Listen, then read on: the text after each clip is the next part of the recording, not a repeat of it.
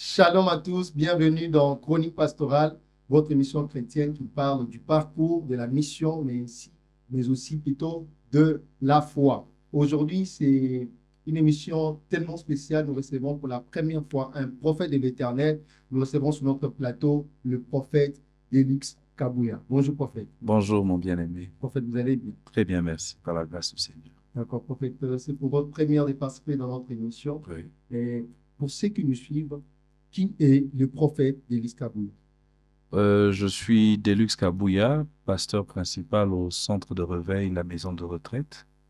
Je suis également prophète et pour ceux qui nous connaissent peut-être dans d'autres facettes, nous sommes également architectes. D'accord, papa. Et nous voulons aussi savoir votre perspective. Au fait, je suis fils de l'archevêque Elie Samano Kingsam. Nous sommes également, dans nos présentations, nous sommes également membres du christianisme authentique, qui est une communauté qui réunit plusieurs églises dans son sein. Voilà. D'accord, prophète.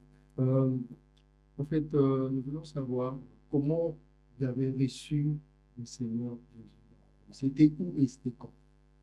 Nous sommes de ceux qui ont eu le privilège de grandir dans une famille chrétienne et ça a commencé à la maison et puis de manière routine, les parents vous amènent à l'église, au programme de l'école des dimanches et puis nous avions eu à passer par les eaux de baptême. D'ailleurs, ça fait quelques jours, j'ai su que j'ai été baptisé un certain 6 décembre 2006. Donc, ça fait pratiquement aujourd'hui 20 ans que je rencontrais le Seigneur Jésus-Christ comme Seigneur et Sauveur. Le parcours. Papa, nous voulons aussi savoir comment vous avez reçu aujourd'hui prophète de l'Éternel. Comment avez-vous reçu cet appel de Dieu en servant l'Éternel? Au fait, c'est venu d'un moment un peu de turbulence. C'est que beaucoup de chrétiens vivent. C'est après avoir connu le Seigneur, il y a un temps qui est arrivé à beaucoup de gens qu'on appelle un moment de rétrogradation. J'étais rétrograde et c'est en ce moment-là que par l'aide de temps de partage avec un frère, un bien-aimé que je cite, Ben Mouipa, qui de temps en temps ne cessait de me rencontrer, de me parler de la part du Seigneur, de me rappeler d'ailleurs mes origines, parce que pour lui, cette basculade ou encore cette vie rétrograde était vraiment plus que moi. Alors c'est par lui que le Seigneur a commencé à refaire l'appel et je me rappelle, c'est un jour dans la chambre, le Seigneur est en train d'écrire comme sur un mur. Je voyais des écrits où on me disait que j'étais appelé à me servir comme prophète. C'était étrange pour ceux qui connaissent l'histoire. Ils connaissent vraiment dans beaucoup de détails comment ça s'est passé, de quelle manière ça s'est passé. Donc pour vous, ce n'était pas une voix audible, mais c'était, vous avez vu quelqu'un écrit. Oui, j'ai vu des écrits sur un mur et bizarrement, ce mur était sale, pas trop de bonne peinture, mais je pouvais voir sur le mur qu'il était écrit que je te connaissais, j'ai un plan merveilleux pour toi. Voilà. Wow, ok, merveilleux parcours. En fait, aujourd'hui, vous êtes visionnaire d'une grande église Oui. dont le nom est la Maison de la Fête. Yeah. Pourquoi vous avez donné le nom de l'église, la Maison de la Fête? Bon, il faut dire qu'au départ, c'est aussi une très belle histoire ça. Il faut dire qu'au départ, nous n'avions pas l'intérêt ou encore reçu de manière claire que le ministère ou l'église devrait s'appeler maison de retraite.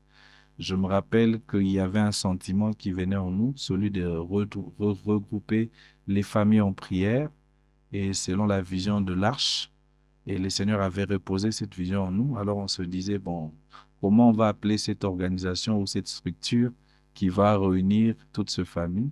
Bon, pour de besoins de cause, on a commencé à écrire maison de retraite pour signifier juste que c'est un endroit où les gens viennent en retraite. Et au fur et à mesure, nous avançons avec les seigneurs.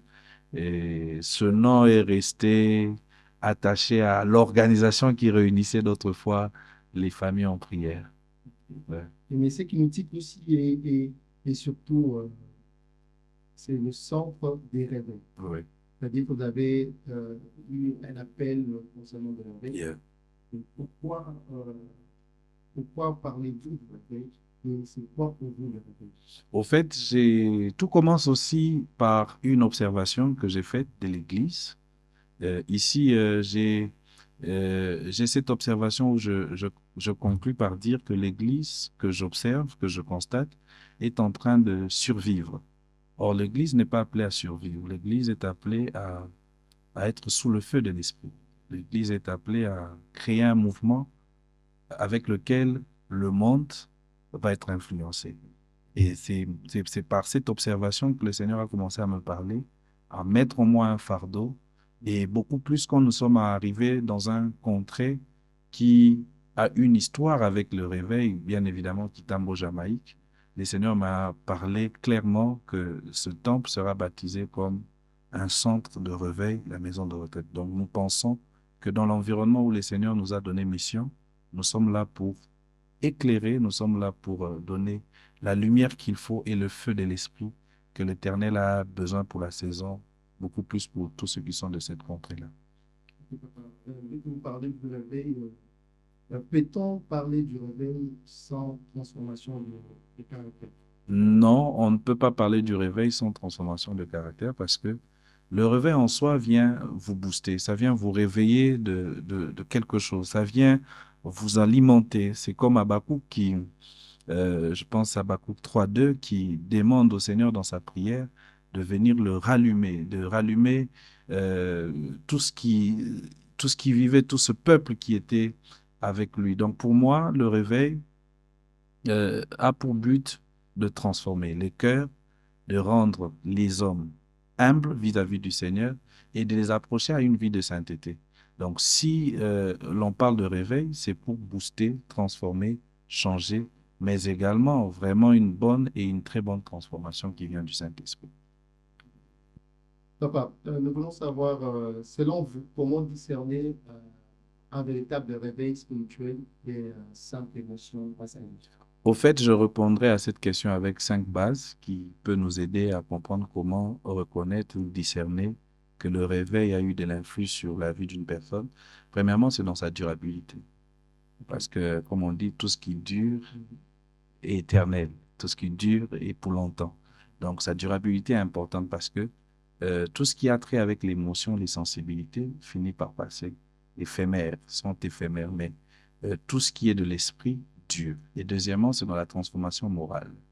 Vous allez comprendre dans la vie de cette personne qu'il y a une touche particulière qui a été euh, rajoutée, comme Paul peut dire, euh, il parlait sur le renouvellement de l'intelligence. On peut sentir dans le chef de celui qui vit le réveil un changement, une mentalité nouvelle, mais également l'amour de la parole de Dieu, ce qui est vraiment le summum, la passion de suivre tout ce qui est des Écritures, la parole du Seigneur. Et nous pouvons aller également sur les faits que celui qui a vécu ce mouvement du réveil, en retour, il devient un impact pour la vie sociale des autres. Donc, par lui, on peut constater tout ce qui a trait avec le bien-être universel, savoir vivre pour les autres. Mais en dépit de tout, ce que nous devons savoir, c'est que l'émotion excite, mais tout ce qui a trait avec les réveils est restructuré. Donc, il y a comme un travail fondamental qui commence et qui place les colonnes sur les bonnes bases. Papa, aujourd'hui, vous parlez du réveil Oui. et vous avez reçu cette mission de parler du réveil. Et quels sont les acteurs majeurs qui vous ont le plus marqué dans le domaine du réveil ici au Congo? Bizarrement, c'est une question qui, pour moi, ne se reposera peut-être pas en premier lieu avec les noms des hommes, des dieux que nous connaissons dans la ville, qui ont eu à impacter ou encore à nous ramener un vent du réveil comme nous le pensons. Mais sur ce qui me concerne, moi, nous avions grandi dans les églises des Assemblées des dieux, et précisément à la Trinité, Centre évangélique La Trinité, qui est dirigé par le patriarche Barthélemy Maswako que nous saluons.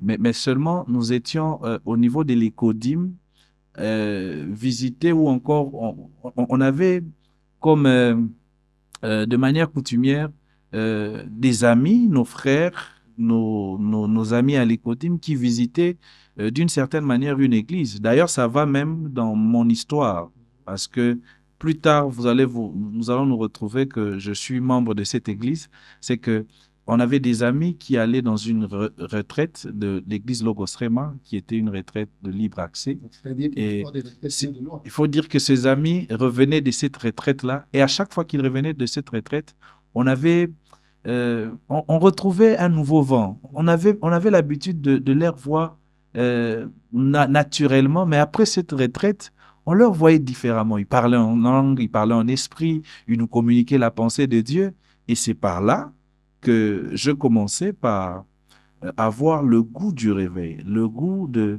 la transformation, le goût du changement. Et bizarrement, ce n'était pas de manière directe qu'on posait des questions, mais on savait qu'il revenait d'une retraite où il recevait un peu cette substance surnaturelle-là.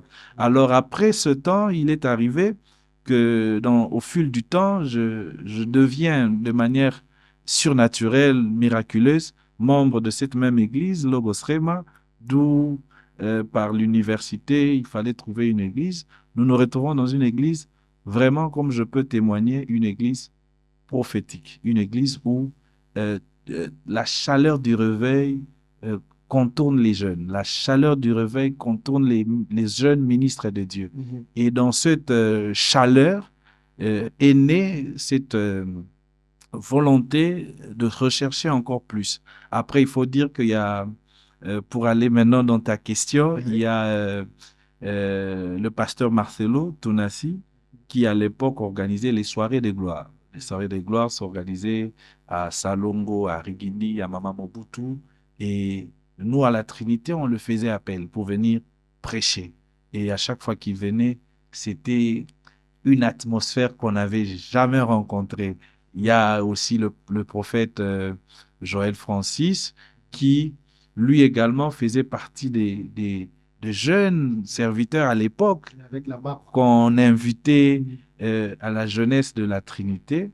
Mais après, il faut dire que c'est un mélange de beaucoup de choses parce que autant au niveau de l'église, on avait ces hommes, mais au niveau du quartier, je vivais avec celui qui est aujourd'hui mon père dans la foi, le prophète Elie Samano. Donc, j'ai un tas des hommes qui nous ont activés ou encore qui nous ont motivés à de programmes de réveil, à l'amour, à la quête d'un réveil puissant, d'un réveil fort. Pour finir peut-être là, avec le prophète Elie Samano, il y avait des programmes comme de 104 jours de prière. C'était des moments forts de prière. Le moment où, quand vous venez, vous avez l'intention de ne plus ressortir. Vous avez l'intention de rester, de demeurer dans sa présence et c'était wow. Donc, je peux dire de manière bref, c'est quand même ce mélange-là des amis qui revenaient d'une retraite, de pasteur Marcelo, le prophète Joël Francis, l'archevêque Elie Samano, à l'époque, c'était le prophète Elie Samano, King Sam. Donc, c'est un mélange vraiment d'une soupe que jamais je peux refuser de goûter. Ouais. En un mot, quel bon souvenir que vous avez gardé de papa, de votre père spirituel? Le bon souvenir que je garde de l'archevêque, c'est cette année. Déjà, c'est que c'est quelqu'un pour qui, à mon sujet, je n'ai jamais reçu de nom. Il est toujours disponible pour moi, mais il faut dire que lorsque nous étions en train d'aménager la maison ici, nous sommes entrés pratiquement à minuit 45 et j'avais besoin de lui pour sa prière. Donc, avant que nous fassions la première nuitée dans la maison, alors on avait besoin de l'archevêque. Et je l'ai appelé à 1 heure juste ou 0h45 pour lui dire, Papa, j'ai besoin de la prière. Je suis passé à la maison, je l'ai récupéré. Donc, nous sommes venus ici dans la maison pratiquement à 1 heure pour la prière. Ça, c'est quand même des actions que je peux pas faire passer parce que je grandis au milieu des hommes de Dieu. J'ai vu au milieu des hommes de Dieu. Je sais comment les hommes de Dieu se comportent et surtout comment certains pères, malheureusement, se comportent vis-à-vis de certains fils. Mais cette disponibilité-là m'a toujours m'a toujours, vous voyez, je manque des mots, ça m'a toujours poussé à dire que c'est un homme exceptionnel. Et ça, c'est sans contredit. Papa, vous êtes prophète de l'Éternel. Oui. Bibliquement parlant, quel est le rôle du prophète dans l'Église aujourd'hui?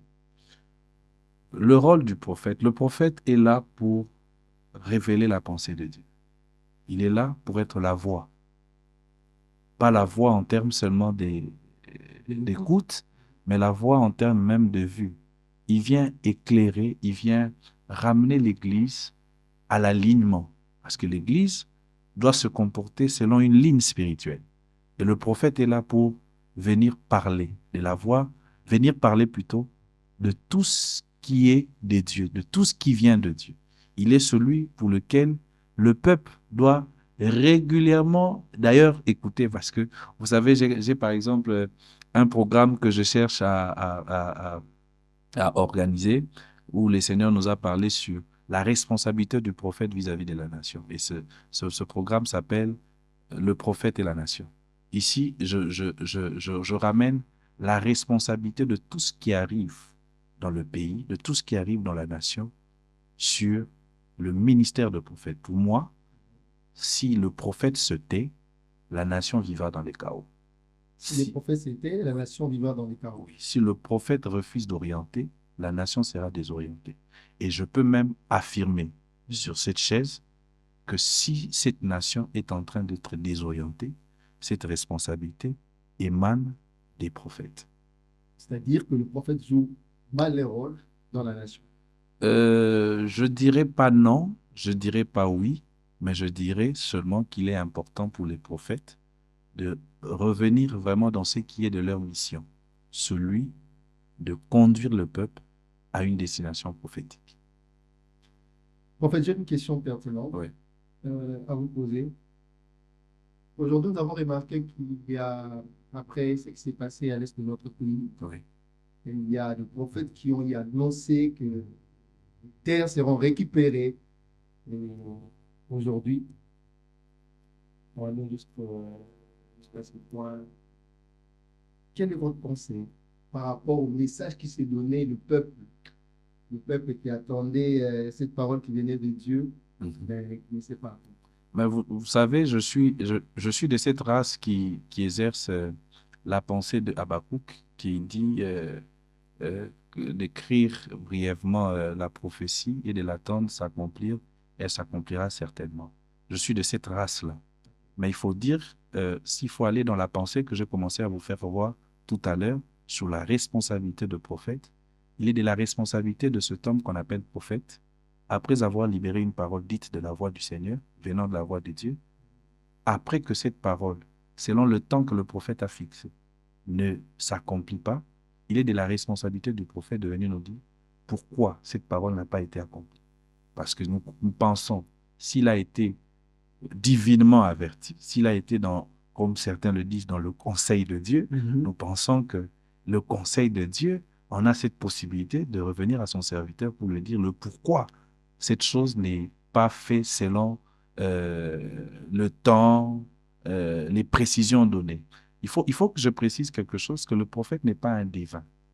Le prophète, c'est la voix qui vient, comme je l'ai dit, aligner. Il vient nous dire ce que Dieu a libéré pour son peuple. Et malheureusement pour cette génération ou encore pour nous qui vivons précisément euh, dans une terre où les prophètes, les prophéties sont totalement négligées, nous mettons pas compte, nous faisons pas compte de toutes ces réalités. C'est catastrophique que quelqu'un parle de la part du Seigneur en donnant une précision. Je suis pas ici en train de toucher toutes les réalités. Je commençais par dire que je suis de cette race qui attendent les prophéties jusqu'à son accomplissement, mais il est également de la responsabilité des prophètes, après qu'une parole a été libérée et que cette parole ne s'est pas accomplie comme la parole a été libérée, je pense qu'il est de la responsabilité de ce prophète, soit de venir nous parler de ce que Dieu dit encore, ou de se repentir, parce que la parole de Dieu dit, Dieu résiste aux orgueilleux, mais il fait grâce aux humbles. Et la suite, c'est clair. Il fait voir à ces humbles-là la voie qu'il faut. peut-être celui qui a parlé de la part du Seigneur n'avait peut-être pas compris les lignes que le Seigneur était en train de lui présenter. Peut-être en revenant au Seigneur avec humilité, le Seigneur en a les capacités de vous rétablir et de vous faire voir réellement les voies qu'il faut. Il faut que ce prophète soit humble, d'accepter qu'il était dans l'erreur, et le Seigneur, dans sa grâce et dans sa bonté, va renouveler la confiance à cet homme de transmettre son message. C'est que nous demandons, donc c'est-à-dire que nous devons avoir un tribunal pour juger le prophète quand la prophétie ne s'accomplit pas. Non, pas forcément. La parole de Dieu est tellement puissante et il faut dire que ceux qui s'hasardent de parler de la part du Seigneur pendant que le Seigneur ne les a pas parlé seront en train de vivre l'événement qui s'est passé avec Saül. Saül pensait qu'il était toujours ce roi et sacrificateur, mais pendant tout ce temps, il avait déjà perdu sa place. La Bible dit, le Seigneur dit à David qu'il avait rejeté Saül. Donc, il est possible que vous soyez vu prophète, mais vous aviez été déjà rejeté par le Seigneur.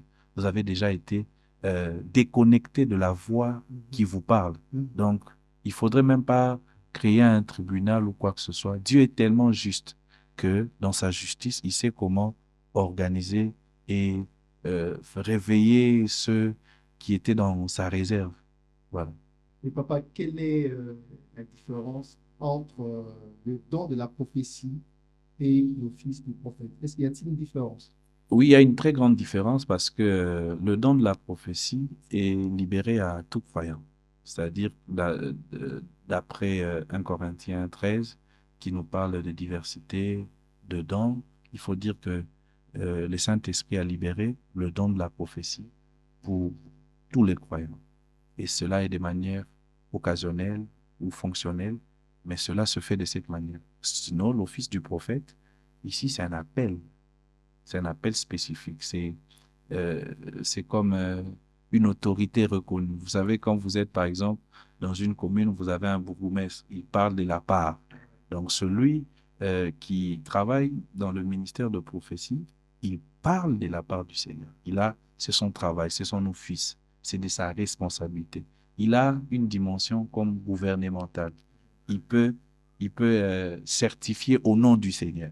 Il peut influencer toute une maison, toute une église au nom du Dieu pour qui il parle. Donc, le don est une manifestation, et l'office ou encore le ministère, c'est vraiment une office, une responsabilité permanente. C'est-à-dire, tu peux te réveiller un matin, tu demeures prophète. Le soir, tu demeures prophète.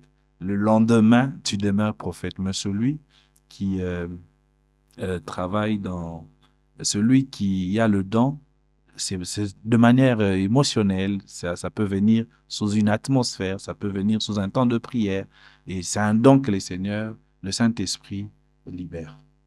Par le prophète de l'Éternel, quelle est votre lecture par rapport aux critiques, par rapport à ce qui se passe? Parce qu'aujourd'hui, le prophète est au centre de toutes choses. On en parle, quand tu entres sur Facebook, c'est la première des choses, prophète, prophète. Donc, on parle trop des prophètes. Ouais. Et que pensez-vous de ces critiques qui autour du mystère prophétique? Il faut dire que beaucoup sont ignorants du fait qu'ils ne savent pas, ils n'ont pas la compréhension de qui est réellement un prophète. Des fois, nous observons dans la masse ou encore dans la vie courante comment certaines personnes définissent les prophètes. Comme ici, je venais de dire, j'ai ramené la responsabilité du prophète que sur la mauvaise manière d'orienter le peuple. Donc, nous ne sommes pas ce gouvernement qui vient. Vous allez voir, par exemple, vous êtes à la télé, vous voyez quelqu'un dit, beaucoup les autres parce que va prophète, tu vois. Oui, le prophète a une responsabilité, mais beaucoup de gens, c'est par ignorance qu'ils ils font une mauvaise lecture de prophète. Mais deuxièmement, c'est par rapport aux abus observés. Il y en a eu plein dans la ville de Kinshasa, pas seulement dans la ville, mais partout ailleurs. Vous observez des caractères, des comportements, comme on dit, les ventes, des miracles, tout ça, ce sont des éléments qui ont réduit les capacités ou encore la force de ce ministère de prophète que nous sommes déjà en train de voir par nos contributions, comment ramener à un autre niveau, bien évidemment, rétablir un peu ce tort. Mais troisièmement, c'est par rapport aux mauvaises expériences. Il faut dire que c'est quand même un ministère très sensible, très compliqué, ce qui fait que beaucoup de gens, comme vous venez de le dire, vous voyez un prophète qui dit, par exemple, que demain à 12 heures, Quelque chose va imaginons que à l'époque euh, d'Élysée plutôt, Élysée dire, demain à la même heure, vous aurez une mesure de fleur de farine pour un cycle d'argent, et puis voilà, le lendemain à midi, ou encore à la même heure, rien ne se fait. Donc, vous voyez que ça va créer des sensibilités. C'est vraiment un ministère pour lequel beaucoup de gens sont sensibles. Et partout dans le monde, c'est vraiment une réalité qui se passe. Mais nous pensons que le Seigneur, comme je dis, n'a pas fini avec ses serviteurs. Il en a encore plein avec qui il donnera la grande mission, celui de rétablir. Dans chaque saison, Dieu envoie les prophètes pour rétablir. Et nous croyons que ce travail a déjà commencé avec nos pères.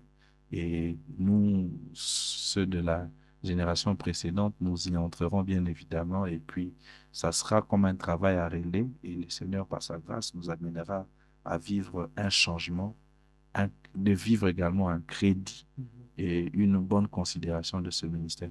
Parce que, pour finir, dans d'autres nations, aux États-Unis, au Ghana, vous allez retrouver par exemple que l'Église ou les prophètes ont une voix considérable vis-à-vis de la nation, vis-à-vis du pays, vis-à-vis de toutes les organisations. Donc, on revient aux prophètes pour savoir que dit Dieu. Mais ici, il est déjà difficile à Kinshasa de voir un peuple qui vient à la recherche pas de savoir qui sont derrière leur malheur, mais de venir savoir qu'est-ce que Dieu dit. Voilà. Gloire à Dieu. Nous sommes presque à la fin de notre émission. Je crois que nous sommes bénis de cette intervention du prophète Denis Kabouya. Papa, nous voulons savoir l'Église se trouve où actuellement? Au fait, nous sommes à Kitambo, Jamaïque, précisément dans la nouvelle paroisse où nous sommes en train de construire. Et l'église se trouve sur l'avenue Épervier, numéro 16, quartier Nganda. Dès que vous êtes dans les alentours de l'avenue Bompete, vous pouvez juste demander l'église, la maison de retraite. Elle a déjà pris euh, un, un renom que Dieu, par sa grâce, nous accorde, que dès que vous demandez, on peut vous orienter où se trouve l'église. D'ailleurs, nous sommes en plein 44 jours de prière. 44 jours de prière qu'on appelle chez nous Conquérir 44, qui se passe déjà très bien. Et voilà. Donc, c'est là l'adresse de l'église. Et pour finir, peut-être nous sommes en construction également. Nous sommes en train de bâtir un nouveau temple pour le Seigneur. Et je pense que Dieu, par sa grâce, d'ici peu, nous allons finir avec. D'accord, papa. Merci beaucoup, papa. Nous sommes à la fin de notre émission. Quel conseil donneriez-vous à cette génération des serviteurs de Dieu qui viennent derrière vous?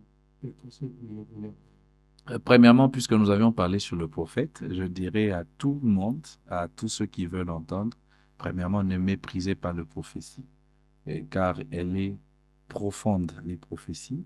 Mais ici, à tous ceux qui m'entendent, les hommes de Dieu, les servants de Dieu, pour qui vous pouvez écouter ma petite voix, tout ce que je veux vous dire, gardez foi au Seigneur.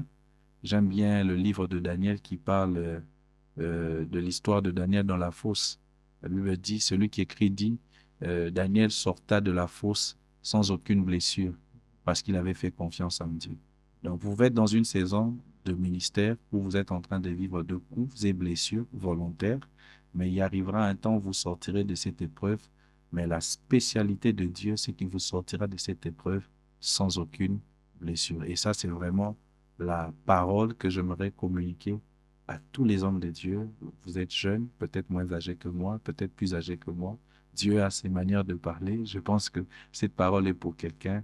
Gardez foi au Seigneur, restez focus sur votre travail et il y aura un temps où la pluie du Seigneur tombera sur vous et tout sera bon. Amen. Ouais, tant que la pluie du Seigneur tombera sur vous et tout sera bon. Papa, j'aimerais que vous priez pour quelqu'un qui nous a suivis, pour ces personnes qui nous ont suivis aujourd'hui. Yeah. Il y a peut-être quelqu'un qui était malade, il y a quelqu'un qui a besoin d'entendre la voix de Dieu, il y a quelqu'un qui a besoin de donner sa vie à Jésus. J'aimerais que vous priez pour ces personnes qui nous ont suivis. Nous prions alors, Père Dieu Tout-Puissant, c'est par ta grâce que nous te confions tous les bien-aimés qui nous ont suivis. Et nous te demandons, Père, de les bénir de la bénédiction d'Abraham, d'Isaac et de Jacob, afin que toute leur vie, qu'ils vivent dans l'allégresse. Ma prière élevée de mon cœur, pour ceux qui ne te connaissent pas, rencontre-les de manière particulière et transforme leur vie. Cela dans le nom tout-puissant de Jésus. Nous avions prié. Amen. Amen. Amen. Merci à vous tous de nous avoir suivis. Merci beaucoup, papa. Merci, bien-aimé. Je crois que nous croyons que c'est pas la dernière fois. Nous sommes là, merci. C'est dans notre émission. Et restez branchés, restez connectés dans les carottes médias et ne manquez pas la prochaine émission de Chronique Pastorale. Que l'Éternel Dieu vous bénisse abondamment et n'oubliez pas de vous abonner sur notre page. Dieu vous bénisse. Merci.